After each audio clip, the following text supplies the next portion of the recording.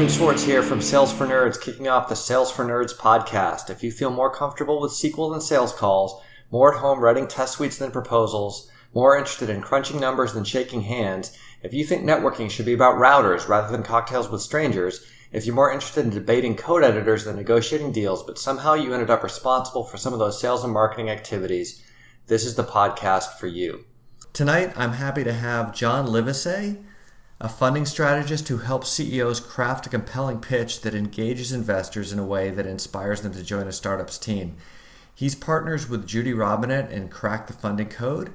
He hosts the Successful Pitch podcast, which I'm a fan of, with investors from around the world. He's the pitch mentor at startfast.net, the #1 accelerator in upstate New York. Inc. magazine calls him the pitch whisperer. You may also have come across him in Forbes, Entrepreneur, Fast Company, or on ABC, CBS, or Fox. And what caused me to ask John to join us is I was reading an article where he was quoted as saying, "People remember stories, not numbers." And that kind of resonates with a mantra I have about proposals, where I say a proposal is a story, not a brochure. And I was thinking, gosh, I wonder what people writing proposals could learn from people doing investor pitches. And I wonder if there's some commonalities across all the different pitches that entrepreneurs have to make that we could learn from John. So John, thanks so much for taking the time and joining us tonight. Thanks, Ruben. I love that whole concept that the proposal is a story, not a brochure. That's great. It's something I had to learn the hard way, unfortunately. Before we dive in too deep, tell me, what do you have in your glass? Stag's Leap is what my favorite white wine. Okay, and is that a Chardonnay? Mm-hmm. Okay, very nice. I've got a Ron Rubin, no relation, Russian River Valley Pinot Noir from 2013, which is quite nice. I'm more of the red preference until it gets up into the hundreds in Texas in the summer, and then I tend to go white. But anyway, we're doing this remotely, so the nice thing is neither of us has to drive home, but we can't actually share wine. So I apologize for not bringing you a glass. Oh, that's very kind. So anyway, how did you get into this niche of being a pitch whisperer? I mean, nobody grows up thinking, I'm going to be an expert at helping people with this, right? Well, what's interesting is I first had to learn the importance of finding a niche. And I think that's really an important takeaway for everyone listening is if you try to be all things to all people, you're nothing to everybody. Okay. So it's really important to be known for one thing. Think of a heart surgeon. They're known for heart surgery. They don't open or close the patient. All they do is the actual heart surgery, and they get paid better. So when you become a specialist, you not only niche your market, and people are very clear on who you help and what problem you solve, but then they're able to refer just the right ideal customer to you. So the way I became the pitch whisperer was I had a very successful selling career at Condé Nast, where I won Salesperson of the Year across 400 other salespeople and 23 brands around the world, from Wired to GQ to Arc Digest, Vanity Fair, W, Vogue, you name it. And one of my jobs when I was in charge of the corporate division was to find startups that Condé Nast could use to help monetize the brands and solve some of the problems they were having. And I realized that the tech people coming in to pitch their startup didn't know how to tell a story, didn't know how to sell themselves. And I realized I could make a difference and help get these startups not only customers, but get them funded. Because when I did a little research, I found that only 1% of the pitches ever get heard by investors get funded. So I thought, there's a big problem to solve. And so I started using my selling skills and helping tech people who really aren't that comfortable selling themselves. So I said, you know what, just forget selling and tell stories instead. And once I tell that to my clients, they relax, they become storytellers, which pulls people in, Ruben, as opposed to trying to push your message out. That makes a lot of sense. Now that you tell me your story, I get it, because I was looking, I've looked at your website, I've listened to your podcast, I looked at your LinkedIn profile, and I'm thinking, how does someone make this jump? This does not make sense, at least in an obvious way. Mm-hmm. Well, I think we all reinvent ourselves 2 or 3 times, if you're lucky, throughout your career. and you don't have to stay following the same, just because you're selling media for this amount of time doesn't mean that's all you can do, obviously, and you can take those skills and transfer them to other things. Selling is selling. So, but I figured out I'm really passionate about helping startups, and there's a big problem to solve, and that's how I started my podcast. Is, people were willing to hire me to help them with their pitch, but they kept saying to me, I really need an introduction to investors. And I thought, I don't know any investors. I don't know how to do that. And then someone started a podcast, and I said, oh, why don't I go to the moon? Right. And I had a lot of fear around it, Ruben. I didn't know if people would ever agree to be on my podcast, because usually they want to hear other episodes, right? Mm-hmm. And you be the first. But that fear of rejection, I just realized is, and being in sales, you don't reject yourself, right? If somebody says no, that's fine. I'll find someone who says yes. But the other fear I had was the fear of failure. Well, what if I get people to be on the show and then nobody listens to it? Right. I'll be so embarrassed. I'll spend all this time and money, and it'll be a waste. And then one of my guests on the Successful Pitch was Jay Sammet, who's author of Disrupt You. And he said, you know what? Failure's just feedback. Keep going till you get a zombie idea so great it won't die. Okay. Which I love.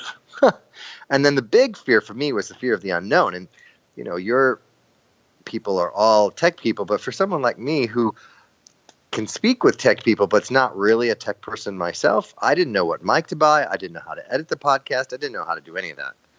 So I found somebody that's their business, done for you podcasting. And I think the real lesson here is don't go it alone. If you don't have a particular skill, collaborate and find somebody who does. That makes a lot of sense. And obviously, I'm still figuring out this whole podcasting thing myself. So feel free to tell me what I should be doing or doing differently. And one of the things that I decided that I was going to do to get over my fear of all of the things that you mentioned above, because I certainly have them and had them, is I'm going to go have a glass of wine and great conversation with interesting people that I want to talk to. Mm-hmm. And anything that I get beyond that, I will just call a bonus. And nice. As soon as I decided to do that, I was like, wow, this is great. And isn't it fascinating? Take all the pressure of it to have to perform or to do something and all that, right? Right. It's kind of, it's not quite the same as pitching, because in pitching you are asking people to do something for you. Yeah. Although I'm asking people like you for very valuable time, and I find that the wine really helps with that as well. So I wouldn't say I have it all figured out, but like you, I had the idea that I should do this, and then it took me months and months and months to get started, just because I was too much in my own head.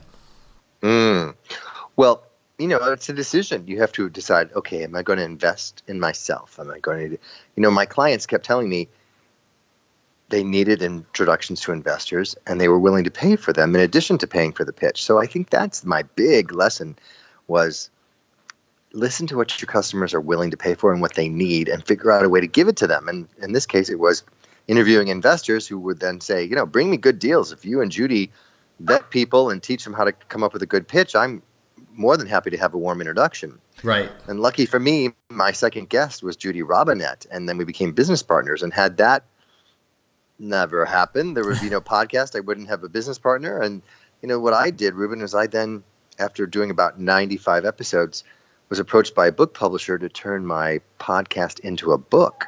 Mm-hmm. So I took 10 of my favorite episodes and took the transcripts and reached out to the guests and said, hey, would you like to be in my book? And they went, yes. All of them said yes. I was thrilled. And I repurposed the content and turned it into a book. And that's how I've been able to get on television. So for me, the formula for branding myself, and going back to your very first question about, what's your niche, how'd you get there, is podcast hosts turns into author, turns into someone who gets to be on television, because within the word authority is the word author. And once you have a book, you have the authority to go on television and speak about that. And the publicist was so smart, because he broadened my topic for television from just helping people with the pitch to get funded to have John Livesay on your show as the expert who will show you how to ask for what you want and get a yes. Very nice. It's a bigger television audience. Mm-hmm. And then that's everything from pitching to get a job, pitching to get a raise, whatever it is you're doing. And I think that's a great point. I think a lot of times when pitch comes up in conversations in business, they're either talking about pitching investors or they're talking about pitching a potential client. And it's a very limited definition of what a pitch is. But you're right, we're doing that whether we are doing it consciously or not. We're doing it all day, every day in both business and in our lives, right? We're asking people to do things. And I think this is kind of the thing that really jumped out when I was listening to your podcast. Like, what should we be doing so that we do this consciously and effectively, as opposed to only trying to pitch when we have that investor meeting coming up?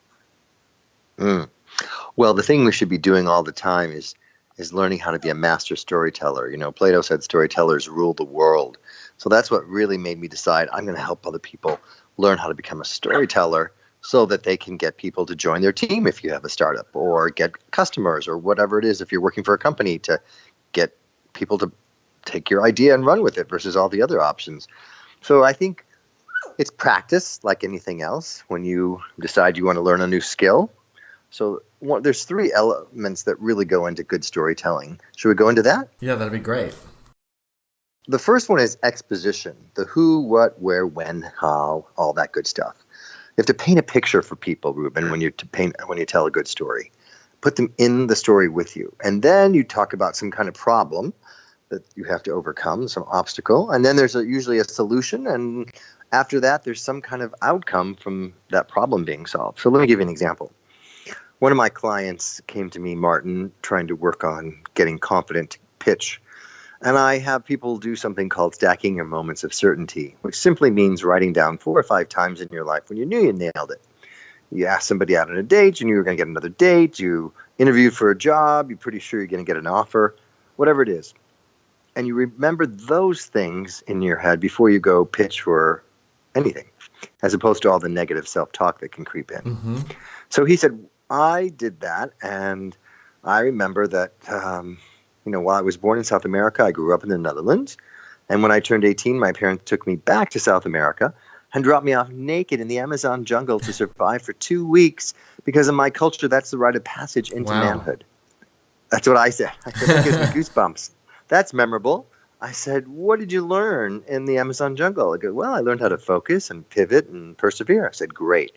You're going to take those lessons from the Amazon jungle to the concrete jungle of being an entrepreneur. And when we had that practiced, he gave a pitch to a contest and won and got funding, because the investors said, I'm going to put my money on the guy that survived the Amazon jungle because he'll figure out how to overcome any problems in his business. Yeah, that's a great experience. Yeah. So let's go behind the curtain a little bit for everybody. So let's go back. The exposition, the who, what, where. It's Martin. He's 18 years old. He's in the jungle. Sometimes when he was practicing that, he would forget to say that it's a rite of passage in his culture. I said, if you don't say that, it sounds like child abuse to be dropped off in the jungle, right? So you have to paint just enough, not too much. And then, of course, obviously the problems to how to overcome all that and life lessons learned. And then from there, he got funded. So that's why that's the beat in that story that has that structure. And what common mistakes do you see people making when they put their pitches together? Well, the biggest one is they don't practice enough. And they're so afraid of sounding robotic.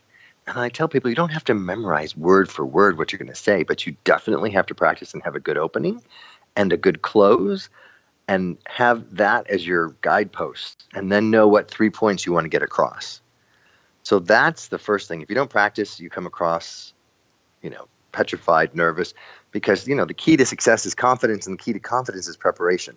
So athletes practice before the Olympics, actors practice before the cameras roll. I don't know what makes people think they don't have to practice before they pitch, but you do. Another common mistake, especially in the startup world, is to think that you're going to wow somebody with how cool your app is or how it works. And investors really don't care about that. And that's a big aha for most tech people. They think, well, they're giving me money because I have a really cool idea. And I'm like, not really. What they're investing is the jockey, which is you, and not the horse, which is your idea. So you have to sell yourself first.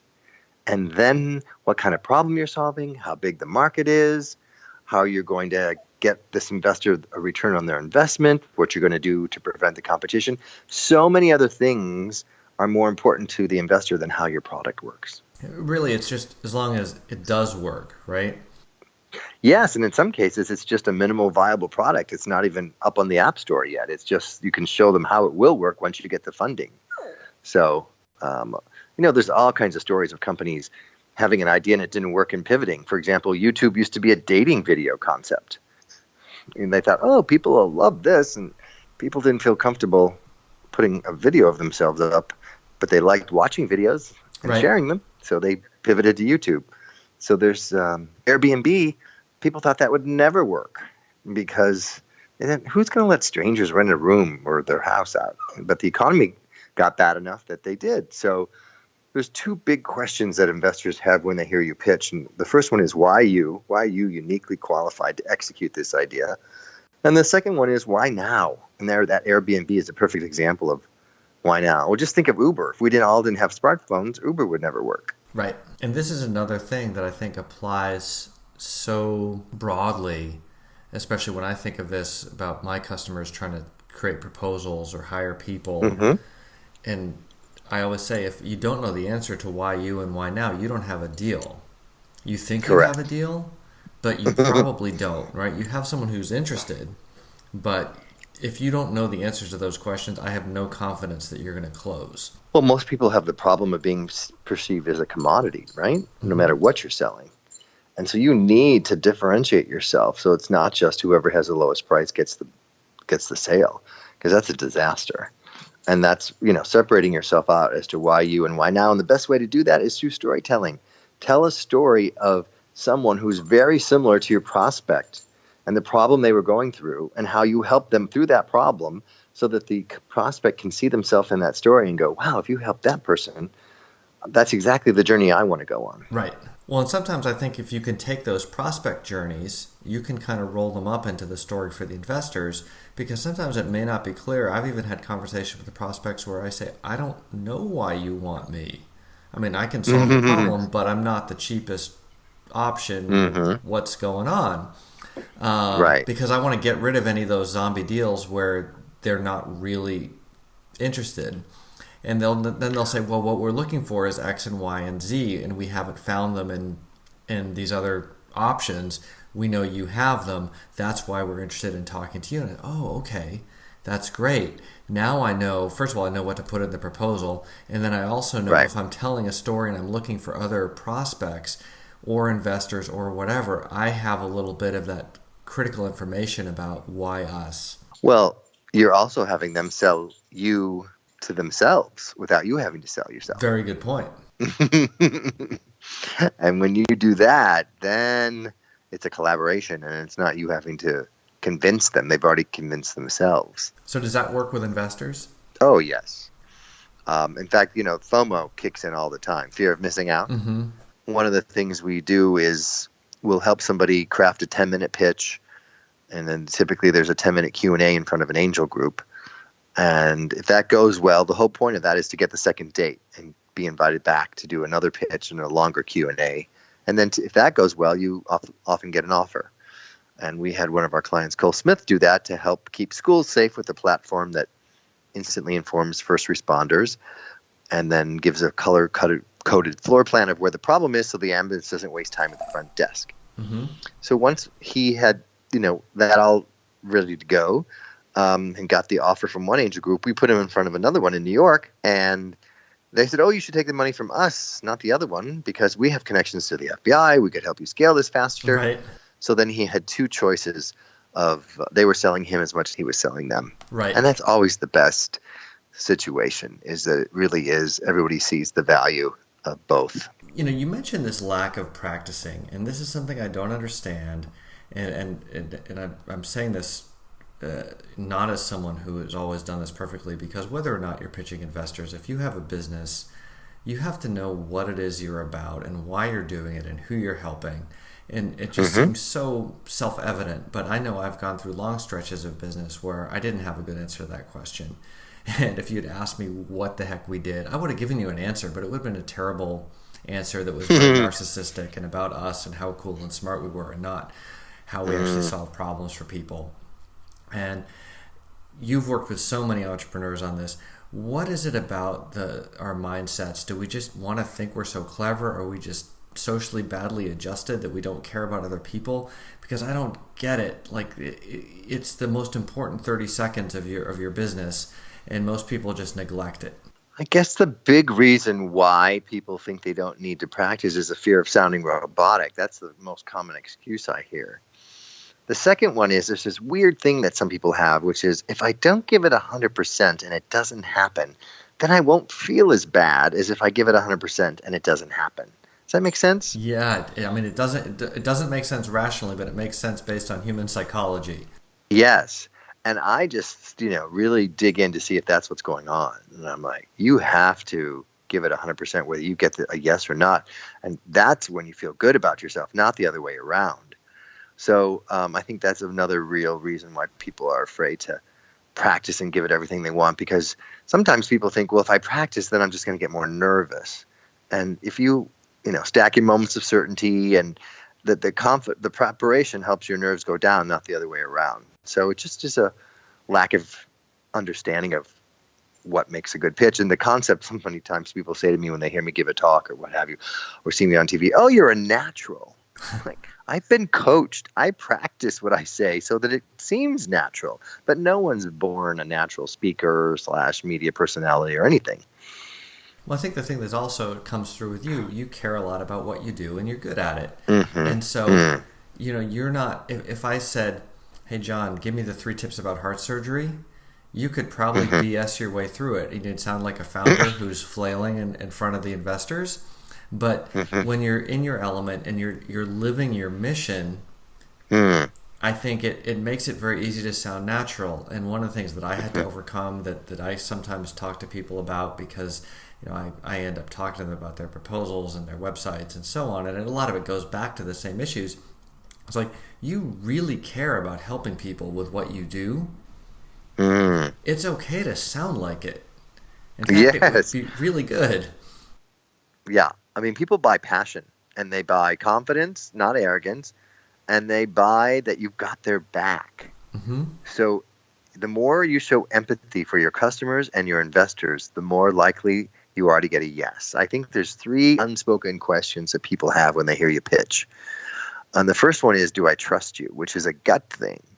And that came from the fight or flight response, right? Is it safe to be in the room with this person? And that's what the handshake was first, designed to show, that there's no weapon. And then it goes to the heart, which is, do I like you? And the best way to increase your likability is through empathy. In fact, Tim Sanders has a great book out on that called The Likability Factor. Doctors spend more time with patients they like. Teachers spend more time with students they like. It really is a key skill. And then it goes to the head. Will this work for me? And that's where the storytelling comes in, where you get them to put themselves in the story so that they can see themselves using the product, investing in you, whatever it is. But, some people go, well, they have to know, like, and trust you. And I'm like, no, it's the other way around. They have to trust, like, and know you. Mm-hmm. Very good point. Now, I think a lot of people also have the impression that investors are basically a bunch of spreadsheet people, and they're going to plug a bunch of numbers into the spreadsheet, and if they come out looking a certain way with a certain probability, they're going to say yes, otherwise they're going to say no. What should they do to be empathetic with the investors? Well, you definitely have to know your numbers. And also you have to realize that if you paint a picture, people buy emotionally and then back it up with logic. Mm-hmm. So if you're trying to sell someone a really expensive car, you don't talk about miles per gallon. You say, look how sexy you're going to feel in that car. And then you back it up with, the logistics of why it's worth what it is. Right. And the same is true when you get an investor to, I say you have to tug at the heartstrings to get people to open the purse strings. One of the people I interviewed on the successful pitch was Charles Michael Yim, who was the only person in the history of Shark Tank to get all 5 sharks to give him money. And part of it was his company is Breathometer, where people would breathe into a device to see what their alcohol content was, whether they could drive or not. And he knew his numbers, and there's a good market for it. But at the end of the day, not only were they going to make a lot of money, but they could possibly save a life. Right. By investing in this. So that made him feel good. And that's where you get to really, tug at those heartstrings. That makes a lot of sense. Now, a lot of not that I'm an expert in investor pitches, I've seen a few of them. Most of them are pretty bad. I see a lot of pitches for proposals. You can think of a website as being a pitch. when you're recruiting employees, I think this is one that's really underrated. A job description tends to be just a horrible pitch for an employee, right? Why do people? And I don't know if there's an easy answer for this, but why do they layer on so much BS to this stuff and take away everything that's interesting about their pitch to a prospective employee or a prospective partner or something? Well, that's interesting, especially when you want top talent. You realize that that's the key to, keeping yourself ahead of your competition. Someone once told me that you should look at a job description like a recipe. That the number one thing they need is at the very top, and then they just throw this kitchen sink in, and the last 3 or 4 things are just things they would love to have. And the odds of everyone having all of that is really small. So you just focus on the top 3 or 4 things, and if you can nail that, then that's what you really sell in the interview and on the letter and all that. It's interesting, the difference in the way men and women respond. The joke is, if a job has 10 things you need to do, a woman will say, I can only do 9 out of the 10. I'm not going to apply. And the guy will look at it and go, I can do one of those 10 things. I'm applying. Right. So, it's a whole different mindset as to, what you think you need to do in order to get a job. Before we go back into the pitch stuff, how is that Stag's Leap treating you? Oh, it's good, thanks. I'm just having a sip of my Ron Rubin. Good for my heart, I'm sure. Now, can you tell when you're listening to these pitches who is awkward or hasn't practiced or whatever? And first 5 seconds, yeah. Or who just doesn't believe what they're saying? Yes, all of the above. And sometimes nerves can mask a passion for something. I remember coaching one person, and I was like, you're not passionate. You're not coming across confident. You have to come across as a leader here. Where's the passion? Where's the confidence?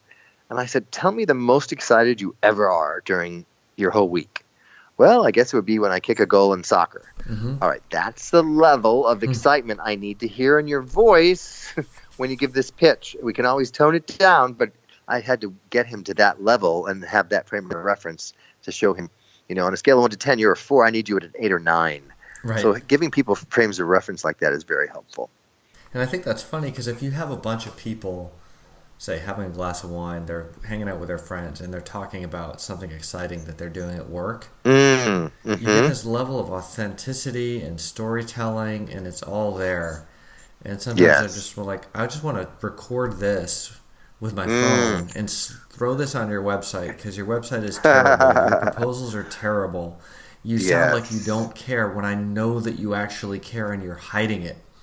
Right? It's one thing if you don't care and you're hiding it, but these guys actually really care and they're hiding it. Why? Yeah.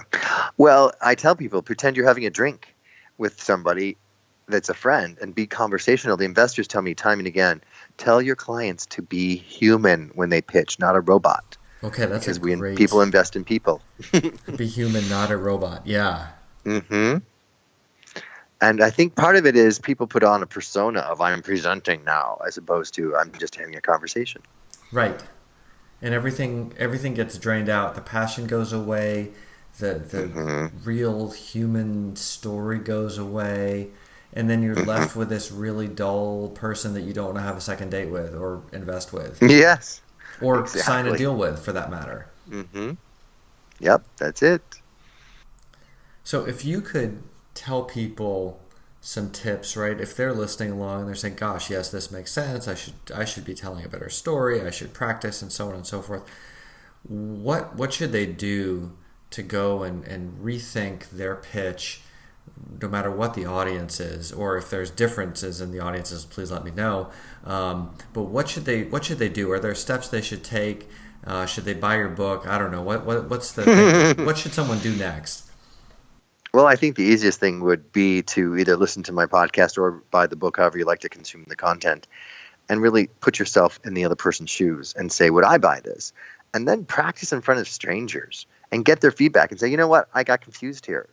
Because the confused mind always says no, don't you think, Ruben? Yeah. And so you can't be too niche-y with your acronyms or your industry buzzwords. So you need to keep it compelling. Or say to somebody, did that bore you or did that inspire you?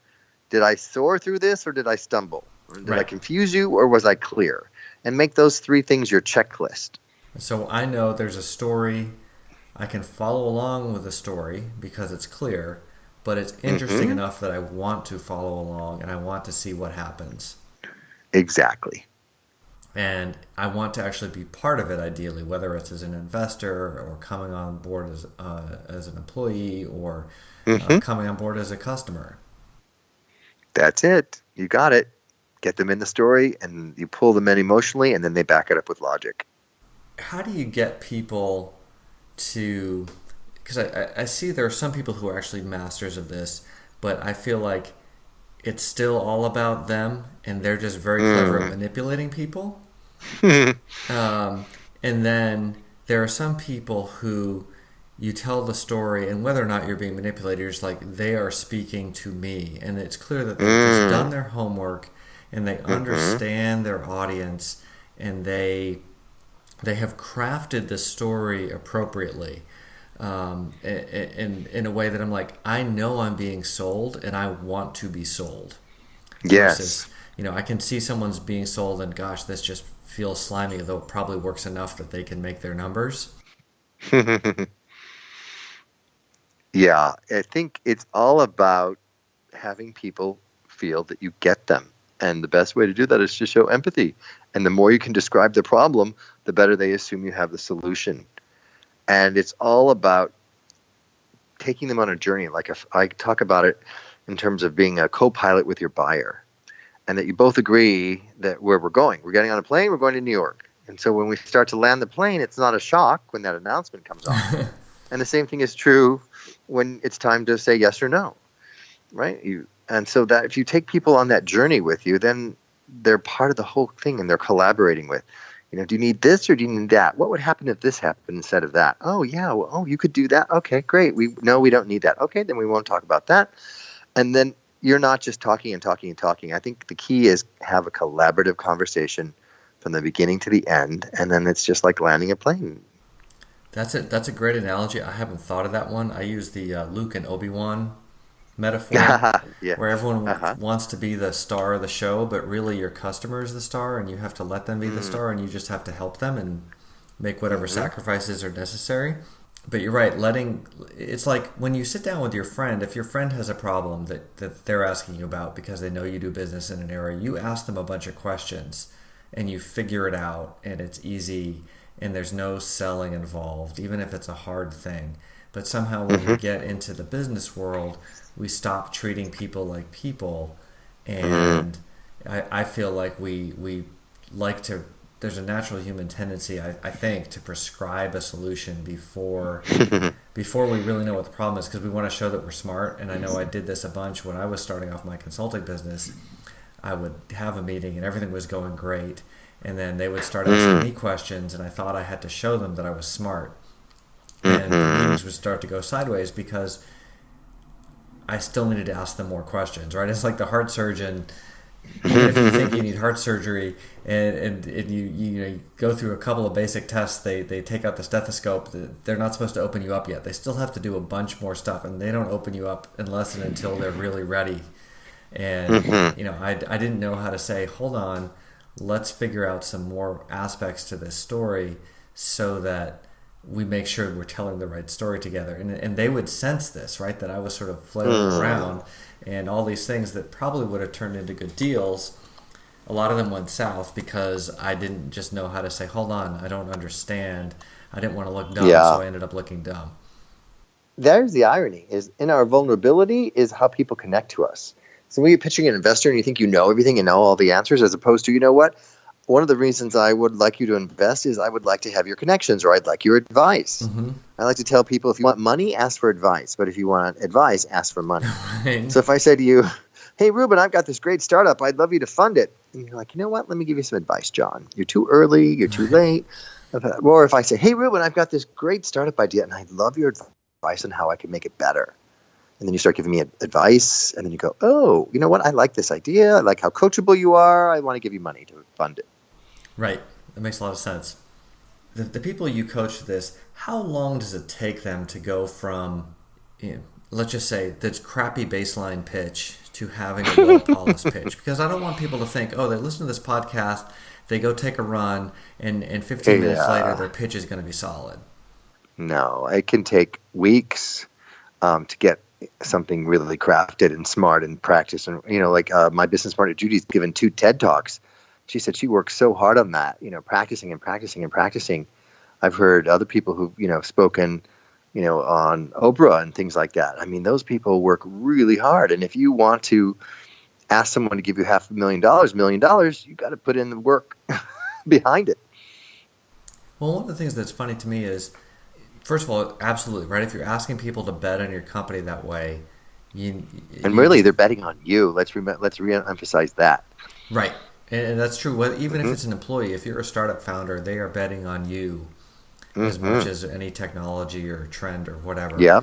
And so you owe it to them, you owe it to these external people to have a well-crafted pitch.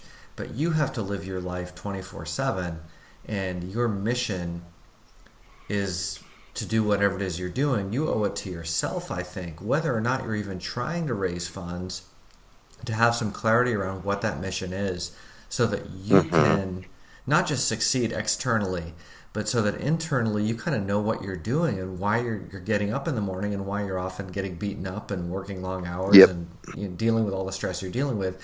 If you have a great clear vision of that, I think you're going to not just be more successful externally, but have a lot more peace and clarity internally. Well, that goes back to I always ask people, what's your why behind why you're doing it? It can't just be to make a lot of money. And investors are most likely going to ask you that too. So in the case of Cole, he has a big mission. He's got 5 children. He worked in the military before he started this. He is passionate about making a dent in the world, as he puts it, to keep the schools safer. Right. And that's what keeps him going. So you need a bigger reason than just making money. I think that's a great point. It kind of goes back to the whole robotic piece. I don't think of, when you talk about dent in the universe and think about Steve Jobs, that guy had a very clear mission. And he would say it over and over again, and it didn't sound robotic because he believed it very passionately every time he said it. Yep. And it sounds robotic, I think, if you're repeating a script that you don't really believe in. And if you actually believe in your mission, it sounds amazing, right? The great bands, they go out, they play the same songs every night, but no one says, "Oh gosh, the Rolling Stones, so robotic." Right? No. It was so great. They played this song for the millionth time, and everyone went wild because everyone gave it their all in the band. Yes, and they feed off the audience response, and that's what keeps it fresh. So even if you're performing on stage, you still have a collaborative conversation, so to speak. That's a good point. Right. If they probably don't sound that way in the studio, and a lot of bands don't. Right, they can play a great show, but everyone says, "Oh, it's an amazing show. I don't really like their albums because they're not as good, or whatever, because they don't have that collaboration." For people who they're working on their pitch, they say, "Okay, yes, I need a better pitch. I should be more authentic. I should have a story, and so on and so forth. I should practice with strangers." But let's face it, most people are not going to go do that because it's hard, or they're going to feel like it's hard. If you do that, please leave us a note and tell us how it went, because I'm sure it went totally fine, but most people aren't going to do that. But where can they practice their pitch day to day, sort of without feeling like, I am now going to practice my pitch, right? It's just going to come out in normal conversation. I think you should practice it when you're taking your dogs for a walk in the morning. I think you should practice it in the shower, so that you practice it that much that it becomes conversational. Practice it starting from the middle to the end, practicing it from, backwards and forwards. So you can, if somebody happens to ask you a question during your pitch, it doesn't throw you. Right. And you've lost your place, and you get all, you need to be, sometimes investors will do that just to see how you respond under stress. That's a good point. And I think another thing is, it's so many social interactions, when you meet someone, they say, "Well, what do you do?" Yes. Let's talk about that for a second. Let's try and give somebody a really good way to craft an elevator pitch really quickly. So if someone says that to me, I say, "Oh, I'm the pitch whisperer. I help people go from invisible to investable." And most people go, "Well, that's interesting. Tell me more." And guess what, Ruben? That's exactly what you want people to say. That's interesting. Tell me more. So don't make the mistake of feeling like you have to tell them everything. Right. So I say, you want to say, who do I help and what problem do I solve? So if someone says to me, "Oh, that's interesting. Tell me more. What is a pitch whisperer?"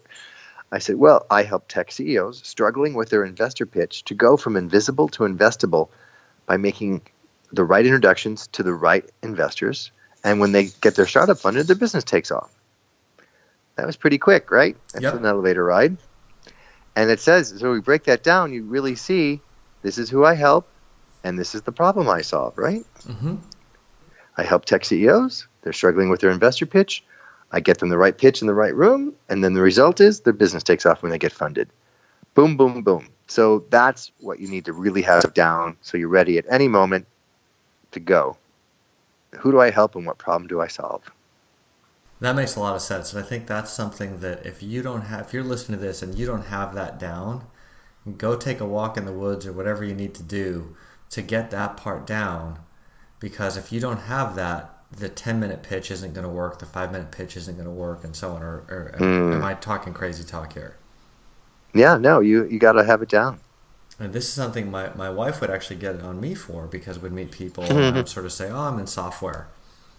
Because I don't want to talk about myself, right? Aha, yeah. And I still don't want to brag about myself, hopefully, but I have sort of the nuggets of what you say, right? Who do I help? What do I help them with? And some people say, oh, that's really cool. Tell me more.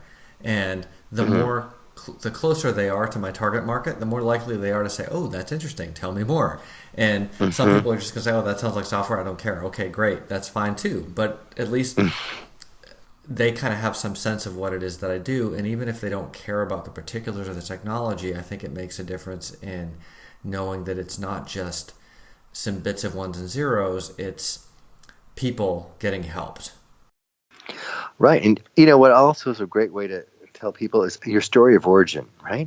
How did you decide you wanted to get into software, right? As a child, I was fascinated with whatever it was, right? That made you start your interest in computers or programming or whatever it is about that. Like, it reminds me of a puzzle, and paint a picture for people who aren't in software can relate to. Oh, I like puzzles. Oh, I can see how you like what you're doing. Okay, got it. Right.